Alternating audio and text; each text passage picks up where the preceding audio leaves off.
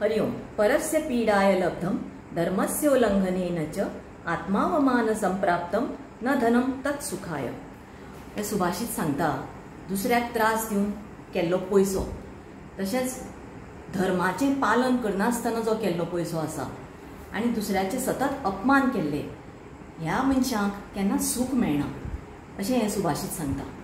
म्हळ्यार कितें, आमी पयसो एकठांय करपा जाय तो धर्माचें सारकें पालन करून सारकें रितसर आमी जोडलें जाल्यार तातूंत आमी सूख भोगतात।